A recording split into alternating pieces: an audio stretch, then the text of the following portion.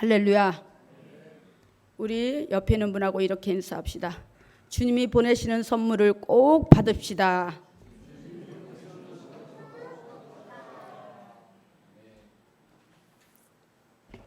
할렐루야. 나이 많은 한 수녀가 앵무새 한 마리를 애지중지 키웠습니다.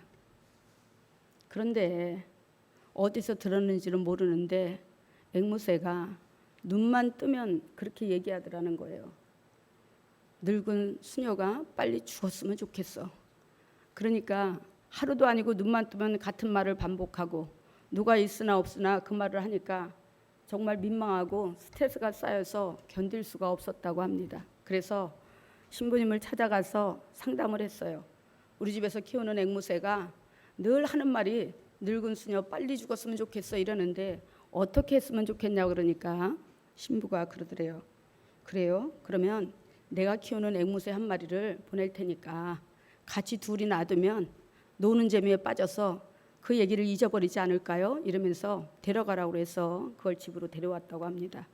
그랬는데 또 하룻밤을 자고 아침이 되니까 그 앵무새가 우리 늙은 수녀 빨리 죽었으면 좋겠어 또 그러더래요. 그러니까 그 옆에 신부에게서 데려온 그 앵무새가 뭐라 그러느냐, 주여 우리의 기도를 들어주소서 이러더래요. 안 웃깁니까? 웃자고 한 얘기인데 마더 테레사가 근무하던 병원에서 함께 일하던 사람이 달려와서 호들갑을 떨면서 이렇게 말했습니다.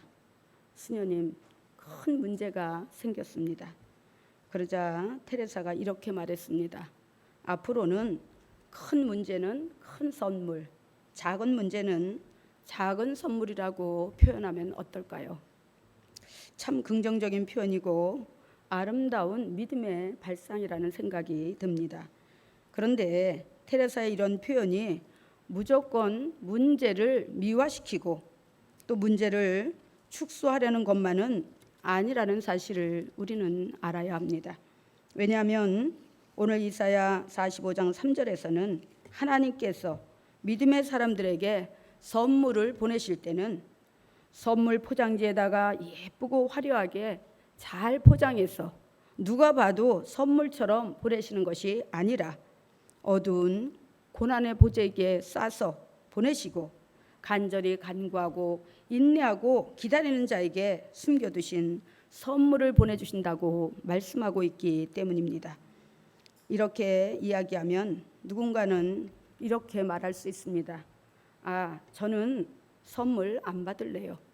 고난 없이 선물을 주시면 받겠지만 라고 하실 분도 있겠지만 세상에 저절로 이루어지는 것도 없고 공짜도 없습니다. 그러므로 하나님께서 선물을 보내실 때는 어떻게 보내시는지 잘 알아야 하는 것입니다. 삶의 자리에서 고난이 닥치고 또 문제가 생길 때 두려워하거나 원망하지 마시고 믿음으로 인내하면서 하나님이 주실 선물을 기대하시기 바랍니다. 첫째로 하나님의 선물은 검은 보자기에 싸서 보내옵니다. 이사야 45장 3절에 이렇게 말씀합니다. 내게 흑암 중에 보화와, 흑암 중에 보화를 주신다는 것은 바로 고난의 보자기인 검은 보자기 속에 담겨있는 하나님의 선물을 말하는 것입니다. 창세기에도 보면 우리가 잘 아는 야곱이라는 사람이 나옵니다.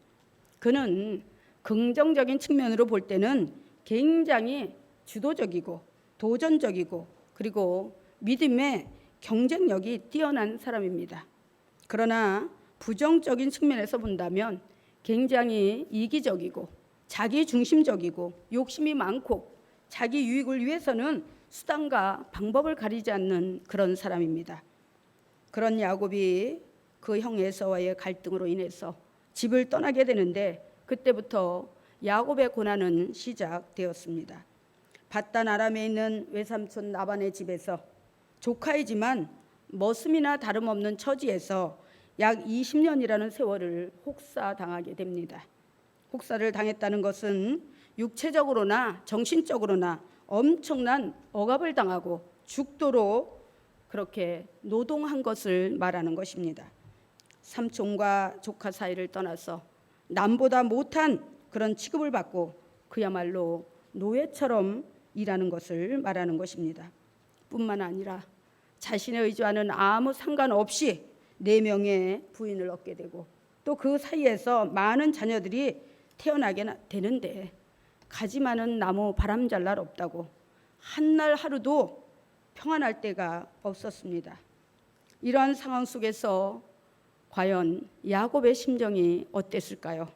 그야말로 앞이 보이지 않는 흑암 속을 헤매는 심정이었을 것입니다. 우리가 창세기 한번 찾아볼까요? 창세기 31장.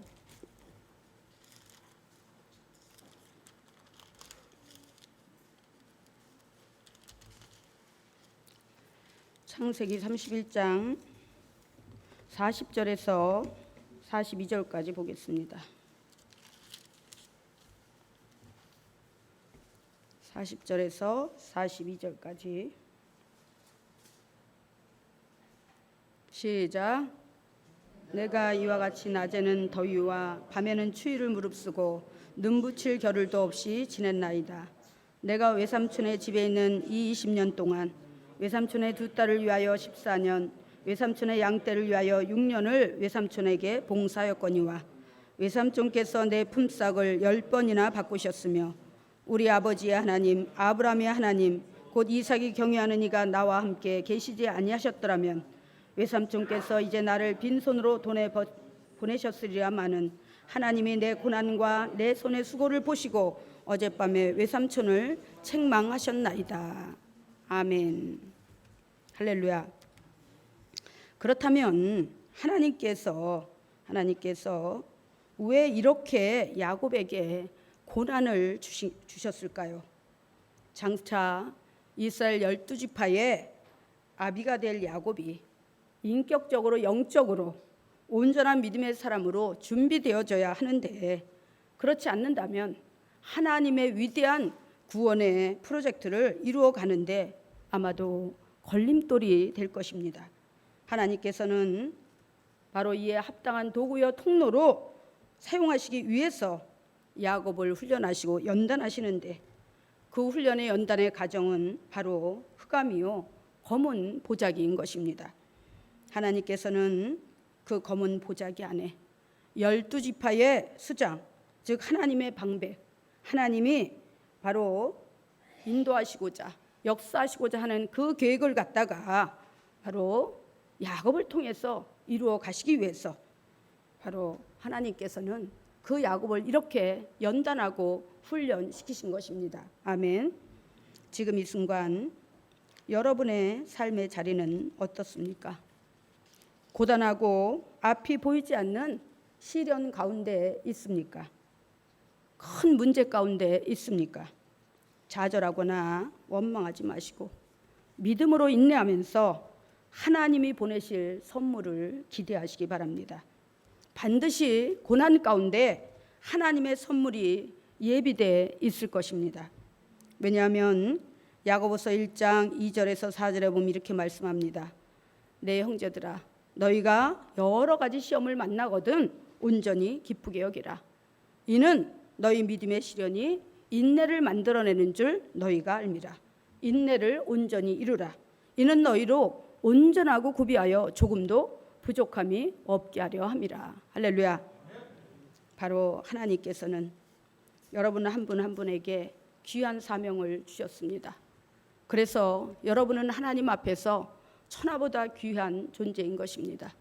그래서 정말 믿음의 눈이 아니고는 결코 기대할 수 없고 소망할 수 없는 그런 저 위대한 천국을 예비하시고 오직 믿는 자들에게만 주시기 위해서, 그런데 천국뿐만 아니라 하나님이 하늘의 신령한 만나를 먹여주신다면 분명히 땅에 기름진 것도 채워주시는 것입니다. 그래서 여러분이 정말 하나님의 자녀로서 부족함이 없게 하시고 또 예수 그리스도를 따르는 크리스찬으로서 정말 온전한 행실과 그런 모든 그런 믿음의 덕을 쌓게 함으로 하나님의 영광을 드러내고 그리고 하나님과 함께 저 천국을 향해 그 순례길을 달려갈 때 바로 하나님께서는 여러분에게 정말 온전히 준비되어지도록 그 과정을 온전히 인도하시기 위해서 때로는 고난도 주시고 사랑의 매도 때리시고 할렐루야. 그러므로 인해서 고난의 보자기를 먼저 보내시지만 그 고난의 보자기 안에는 반드시 하나님께서 예비하신 크고 비밀한 축복이 들어있다는 사실입니다. 여러분 모두 그런 축복을 받게 되시기를 주님의 이름으로 축원합니다. 두 번째, 하나님께서는 은밀한 곳에 숨어있는 선물을 보내시는데 그것은 바로 성령을 말하는 것입니다. 이사야 45장 3절에 보니까 이렇게 말씀합니다. 은밀한 곳에 숨은 재물을 주어 내 이름을 부르는 자가 나 야훼 이스라엘의 하나님인 줄 내게 알게 하리라. 이렇게 말씀합니다. 은밀한 곳에 숨은 재물은 성령님을 말하고 그 성령님을 통해서 여러분이 교회를 나오게 되고 직분을 받게 되고 이 모든 것을 주시기 위해서 부르신 분이 하나님인 줄 알게 하시겠다는 것입니다. 성령님은 주께서 약속하신 것처럼 주님이 다시 오시는 그날까지 우리를 이 세상 가운데서 고아와 같이 버려두지 아니하고 우리를 도와주시고 지켜주시고 보호하실 보혜사로 보내주신 분이십니다. 늘 우리와 함께 계시면서 우리의 일거수족을 감찰하시고 우리의 기도를 들으시며 그 기도가 하나님께 상달되어져서 하나님께서 결제하실 수 있도록 중보하시고 탄원하시는 분이십니다. 그러므로 로마서 8장 26절에서 27절에는 이렇게 말씀합니다. 이와 같이 성령도 우리의 연약함을 도우시나니 우리가 마땅히 빌 바를 알지 못하나 오직 성령이 말할 수 없는 탄식으로 우리를 위하여 친히 간구하시나니 이렇게 말씀을 합니다. 할렐루야. 여러분이 정말 날마다 기도하지 못해도 또 어떤 고난과 시련 가운데서 어떤 좌절과 절망 가운데서 여러분이 무릎 꿇지 못할 때에도 하나님께서 안전지대로 옮겨가시고 나중에 형통한 그런 길을 열어주심은 여러분이 기도해서가 아니라 바로 그 순간에 내가 좌절하고 절망해서 정말 하나님 앞에 기도할 수 없을 때 그때에 성령께서 말할 수 없는 탄식으로 우리를 위해서 중보하시고 도구하시고 간구하신다는 것입니다. 할렐루야. 우리는 그런 성령님의 은혜와 보호가 없다면 단 한순간도 우리는 세상을 살아갈 수가 없습니다. 왜냐하면 우리 눈에 보이지 않는 세상은 바로 사단 마귀의 무법천지의 세상입니다. 그런데 우리가 그들을 눈으로 육안으로 확인할 수 없고 또 육안으로 확인한다 해도 내 능력과 지혜와 힘으로는 그 사단 마귀와 싸워서 이길 수 없기 때문에 오직 성령의 능력을 의지해야 되는데 그렇기 때문에 우리가 기도해야 되는 것이고 성령의 능력을 덧입어야 되는 것이고 그런데 그러지 못할 때 성령님은 우리의 배후에서 우리의 보호자요 우리의 든든한 백그라운드가 되셔서 우리 대신 사단 마귀와 싸워서 우리를 그 환난의 구덩이에서 건져주시고 할렐루야. 바로 우리 앞길에 놓이는 장애물을 다 치워주시고 우리를 이끌어 가신다는 것입니다. 그러므로 무엇보다도 우리가 예수 믿고 교회에 나와서 받게 되는 제일 큰 선물은 영혼 구원이지만 두 번째로 큰 선물은 바로 성령을 받는 것입니다. 이 귀한 선물을 세상 것이나 세상적인 방법으로는 결코 받을 수가 없습니다. 이 세상 전부를 가진 갑부라 해도 그 돈으로 이 선물을 살 수 없고 어떤 분야에서 석박사학위를 받고 아무리 많은 지식을 갖추었다 해도 그 지식으로 바로 성령님을 모셔드릴 수 없습니다. 또한 아무리 잘나고 똑똑해도 또 외형적인 외모나 능력을 가지고도 결코 하나님이 보내주시는 이 은밀한 선물을 취할 수가 없는 것입니다. 사도행전 8장에 보면 초대교회 집사였던 스데반이 돌에 맞아 죽임을 당하자 그 기세를 몰아서 당시 로마 정부의 권세를 위임받은 바로 사도 바울이 교회 안에 있는 모든 성도들을 핍박하고 그것도 모자라서 숨어있는 성도들까지 낱낱이 찾아내어서 정말 말할 수 없는 그런 핍박을 했습니다. 그러자 사도들만 남고 성도들은 동서사방으로 흩어지게 됩니다. 그때 7 집사 중 한 사람이었던 빌립도 사마리아로 피신해서 내려갔는데 그래서 그 사마리아에서 숨어 있는 것이 아니라 사마리아 전역을 다니면서 가는 곳마다 예수 그리스도의 복음을 전하고 성령의 능력으로다가 하나님의 말씀을 선포하고 다녔습니다. 그러자 성령께서 역사하셔서 병든 자들이 고침을 받고 귀신이 떠나가고 문제가 해결되는 이런 놀라운 역사가 일어나게 됩니다. 여기에 힘을 얻은 빌립 집사가 사도들에게 연락을 해서 사마리아도 하나님의 말씀을 받았다고 하자 사마리아 지역을 복음화시키기 위해서 베드로와 요한이 합세를 합니다. 이제 베드로가 예수 믿겠다고 모인 무리들에게 안수를 하고 세례를 베풀자 성령이 임함으로 방언이 터지고 하나님의 능력이 나타나자 이와 같은 광경을 지켜보던 바로 마술사 시몬이 베드로에게 다가옵니다. 그리고는 이 능력을 이용하여서 더 많은 돈을 벌고 명성을 얻고자 하여 하루는 많은 돈을 가지고 와서 베드로 사도에게 주면서 이렇게 요구합니다. 이르되 이 권능을 내게도 주어서 누구든지 내가 안수하는 사람은 성령을 받게 해주면 안 되겠습니까? 마술사 시몬의 이 말을 들은 베드로는 하도 어처구니가 없고 기가 막혀서 이렇게 책망을 합니다. 내가 하나님의 선물을 돈으로 살 줄로 생각하였으니 내 은과 함께 내가 망할지어다. 하나님 앞에서 내 마음이 바르지 못하니 이 도에는 내가 간계도 없고 분깃도 없느니라. 그러므로 너의 이 악함을 회개하고 주께 기도하라. 혹 마음에 품 것을 주께서 사하여 주시리라. 이렇게 책망을 합니다. 하나님이 주시는 은밀한 선물은 하나님께 나아가 은밀한 중에 진심으로 기도하며 간구하는 자에게 허락해 주시는 것입니다. 마태복음 6장 6절에도 보면 그렇게 말씀합니다. 너는 기도할 때에 내 골방에 들어가 문을 닫고 은밀한 중에 계신 네 아버지께 기도하라. 은밀한 중에 보시는 네 아버지께서 갚으시리라. 하나님께서 믿는 성도에게 주시는 은밀한 선물은 세상적인 방법으로는 결코 얻을 수 없습니다.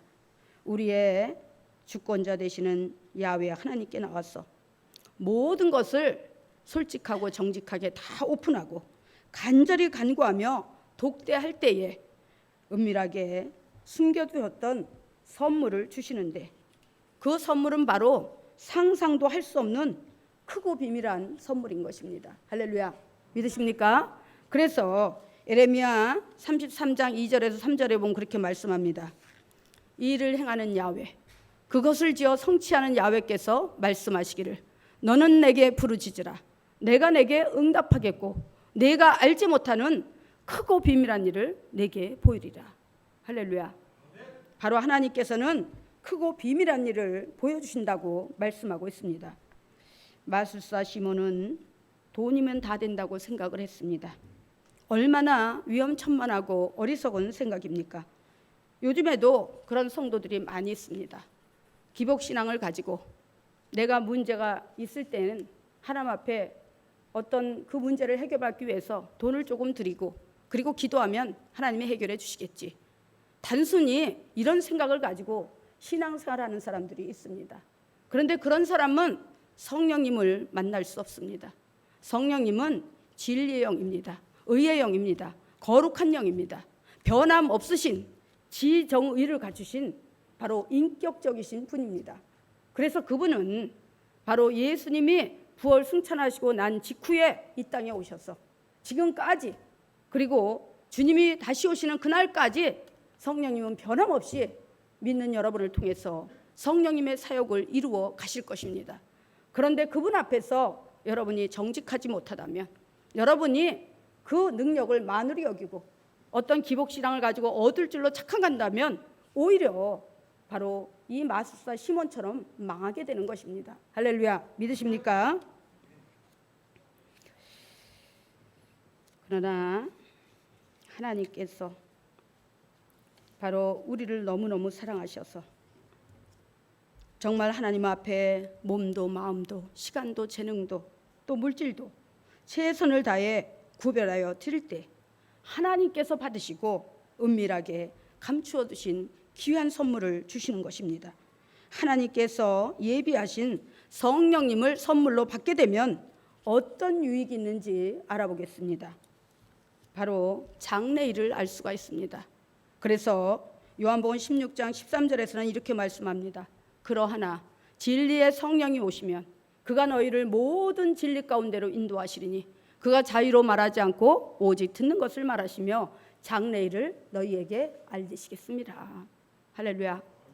우리는 한 치 앞도 볼 수가 없습니다. 그리고 알 수도 없습니다. 그런데 성령 하나님은 우리의 삶의 자리에 함께 하셔서 우리가 그 성령의 능력을 간절히 사모하며 간구할 때 우리에게 미래에 일어날 일들을 보여주신다는 것입니다. 할렐루야. 믿으십니까? 여러분이 믿으시지 못하겠다면 한번 실천을 해보세요. 하나님의 말씀에 순종해서 한번 성령님께 간절히 매달리면서 간구해 보세요. 하나님이 반드시 응답해 주실 것입니다. 그 다음에 우리가 연약하여 기도하지 못할 때 대신 중보하며 탄원하며 하나님께 기도해 줍니다. 제가 방금 전에도 말씀드렸지만 로마서 8장 26절에서 분명히 약속하고 있습니다. 이와 같이 성령도 우리의 연약함을 도우시나니 우리가 마땅히 빌 바를 알지 못하나 오직 성령이 말할 수 없는 탄식으로 우리를 위하여 친히 간구하시나니. 할렐루야. 그 다음에 사망의 법에서 풀어 생명의 법으로 인도하신다고 약속하고 있습니다.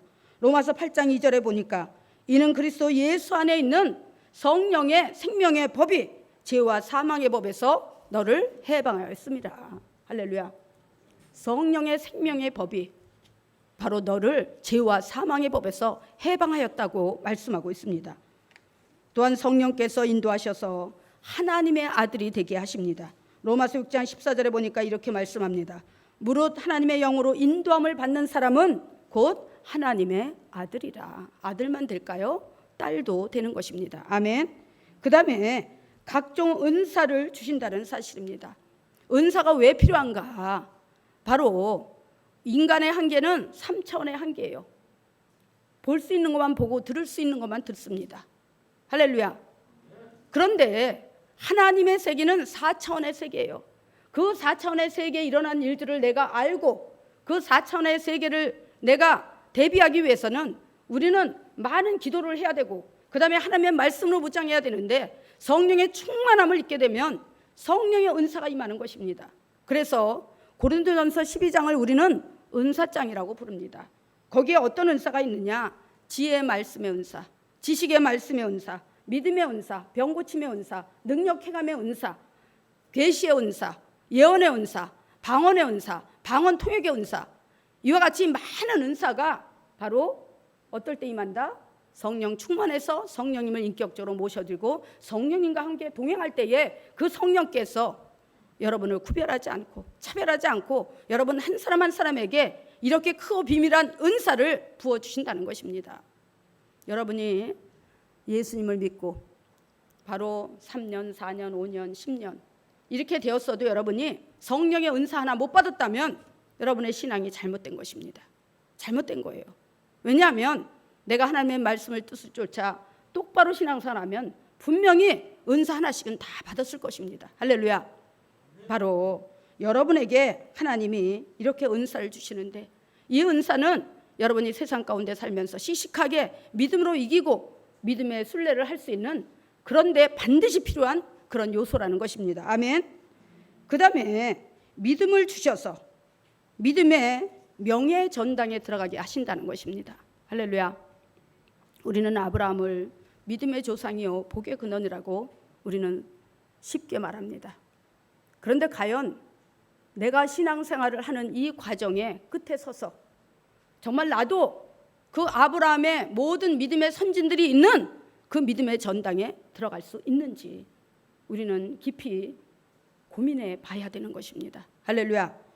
그래서 우리가 히브리서 11장을 믿음장이라고 얘기합니다. 거기는 많은 믿음의 선진들이 나옵니다. 믿음의 조상 아브라함, 그리고 그의 아내 사라, 아들 이삭, 그 다음에 야곱, 그 다음에 요셉, 모세, 기생 나합, 그리고 다윗과 사무엘 등등 이렇게 많은 믿음의 선진들이 나옵니다. 이들은 바로 인내하면서 올곧은 신앙을 가지고 어떤 환난과 역경이 와도 그것을 묵묵히 참고 인내함으로 하나님께서 고난의 보재기에 싸서 보내시는 그 크고도 은밀한 그 상을 받고 믿음의 전당에 들어간 자들입니다. 할렐루야. 믿으십니까? 여러분도 믿음의 전당에 들어가기 위해서 도전해야 됩니다. 그냥 내가 주일날 한번 예배 드리고 그래도 내 신앙이 유지되겠지. 설마 내가 지옥 가겠어?